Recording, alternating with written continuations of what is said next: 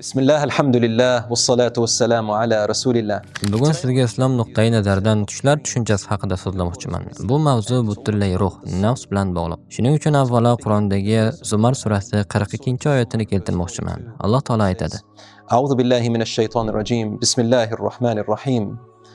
الله يتوفى الأنفس حين موتها والتي لم تمت في منامها فيمسك التي قضى عليها الموت ويرسل الأخرى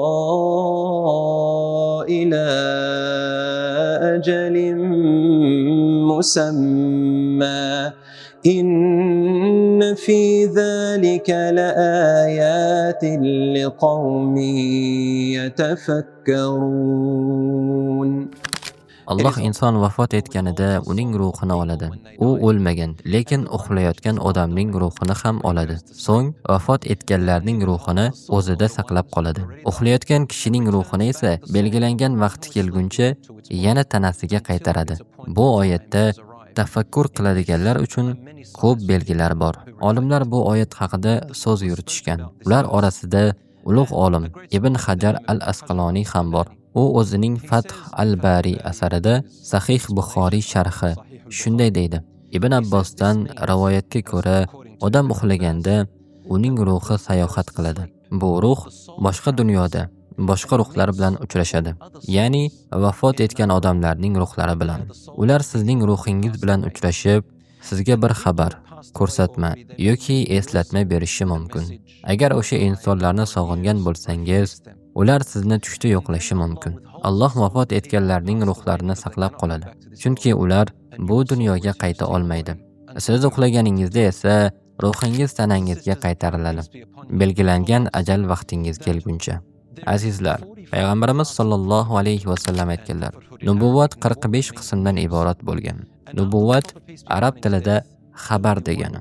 Payg'ambarimiz vafot qilganlaridan so'ng bu 45 qismdan faqat bittasi qoldi. Bu solih tushdir. Insonlar haligacha solih tushlarni ko'rishda davom etishadi. Hatto ba'zida musulmon bo'lmaganlar ham Allohdan tush orqali ogohlantiruvchi yoki quvontiruvchi xabar olishi mumkin. Bu haqida yana batafsil gaplashamiz inshaalloh. Payg'ambarimiz sollallohu alayhi vasallam Ibn Moja, Muslim va Buxoriydagi hadisda aytadilar: Oxir zamon yaqinlashganda mu'min va solih kishilarning tushlari to'g'ri chiqadi va ko'payadi. Shuningdek, 3 xil tush borligini aytganlar. Shularni farqlab olish kerak. Birinchi turdagi tushlar bu sizning ichki fikringiz, xayollaringiz. Masalan, ko'rgan film, o'qigan kitob, hayotdagi voqealar, qo'rquv, umid, orzu, sevgi. Bularning hammasi ong osti orqali tushingizda ko'rinadi. Bu tushlar solih tushlar emas. Odatda chalkash bo'ladi, uzun davom etadi. Uyg'onganingizda ayrim parchalarini eslaysiz xolos. Bu hadisul nafs deyiladi, ya'ni ong ostining so'zlari. Ikkinchi tur qo'rqinchli tushlar. Bu shaytondan keladi. Sizni qo'rqitish, tushkunlikka tushirish, o'zingizga shubha solish uchun bo'ladi. Payg'ambarimiz sollallohu alayhi vasallam bu tushlardan xavotir olmang. Bu shaytonning o'yini deganlar. Yaqinda bunday tushlardan qanday qutulish haqida ham aytamiz inshaalloh. Uchinchi tur solih tushlar. Bular Alloh tomonidan bo'ladi, musulmon va nomusulmonlarga ham. Bu tushlar yo'llanma, ogohlantirish yoki quvonchli xabar bo'lishi mumkin. Agar chiroyli tush ko'rsangiz va o'zingizni yaxshi his qilsangiz, uni faqat ishonchli, dono odamga ayting. Ilm ahli, imom yoki shayxga ham so'rashingiz mumkin.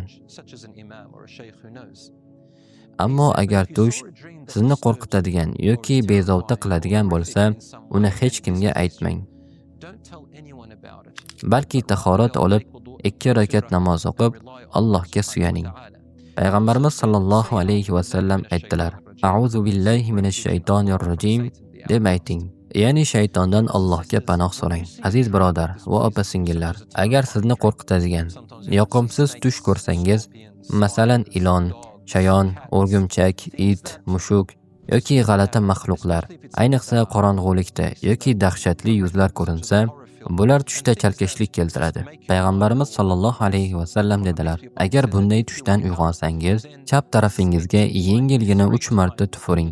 Uxlashda siz chap yoki o'ng tomonga qarab yotgan bo'lishingiz mumkin. Qanday bo'lsa ham chap tomonga 3 marta tufuring va 3 marta a'udhu billahi minash shaytonir rojim deb ayting.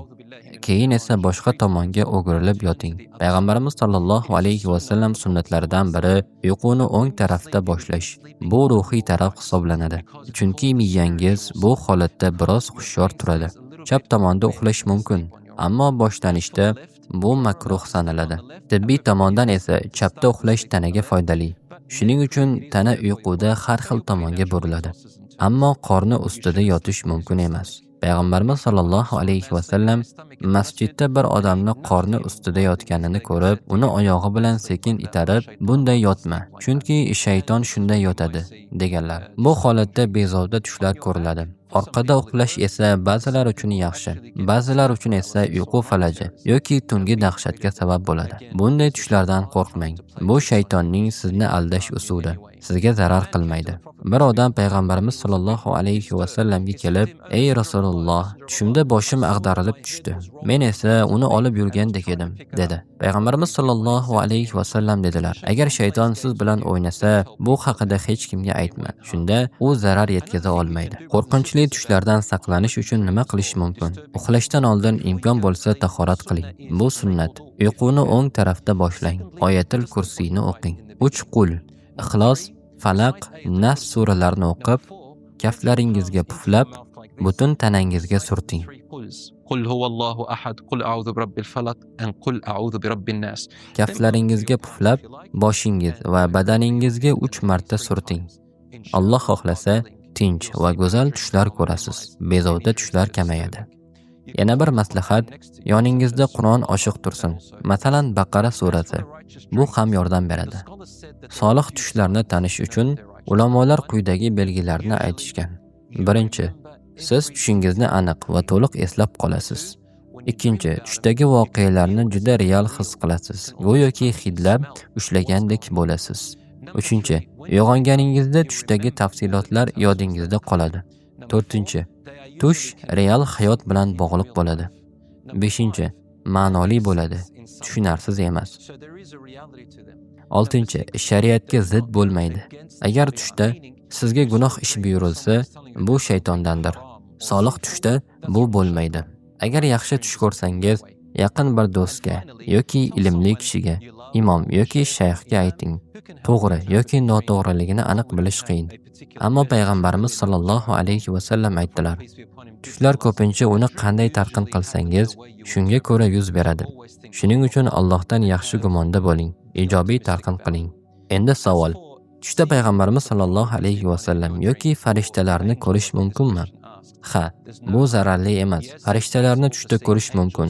Ular orqali Alloh xabar yuborishi mumkin. Payg'ambarimizni tushda ko'rish haqida esa Buxoriy va Muslimda hadis bor. Kim meni tushda ko'rsa, albatta meni ko'rgan. Chunki shayton mening qiyofamda ko'rina olmaydi. Ibn Hajar al-Asqaloniy bu hadisni sharhlab shunday deydi: tushda ko'rilgan zot haqiqatan ham payg'ambar bo'lishi uchun u zotning asl siymosiga o'xshashi kerak. Shayton sizni chalg'itib, qadimiy kiyimdagi bir odamni ko'rsatishi mumkin. Atrofdagi ovozlar ham sizni aldashi mumkin. Ammo u zotning asl qiyofasi bo'lmasa, bu shaytonning hiylasi bo'ladi. Shayton noto'g'ri ko'rsatmalar berishi mumkin. Shuning uchun ehtiyot bo'ling. Shubhali bo'lsa, imom yoki ilmli kishidan so'rang. Payg'ambarimiz sollallohu alayhi va sallam vafotlaridan keyin Ibn Abbos davrida bir kishi "Men tushimda Rasulullohni ko'rdim" dedi. Ibn Abbos so'radi: "U qanday ko'rinishda edi?" U Hazrat Hasan roziyallohu anhu ga o'xshardi dedi. Ibn Abbos: "Ha, u Rasulullohdir" dedi. Yana bir olim Ibn Sirin tushlarni talqin qilishda mashhur edi. Bir odam unga "Tushimda Rasulullohni ko'rdim" dedi. Ibn Sirin "U zotni ta'rifla" dedi. Odam aytganida, u bu Rasulullohning siymosi emas deb aytdi. Demak, u tushda Rasulullohni ko'rmagan edi. Ammo agar haqiqatda ko'rsangiz, bu katta belgidir. Hatto musulmon bo'lmagan odam ham tush orqali Allohdan belgilar olishi mumkin. Bu ogohlantirish yoki hidoyat bo'ladi. Uni qabul qiladi yoki rad etadi.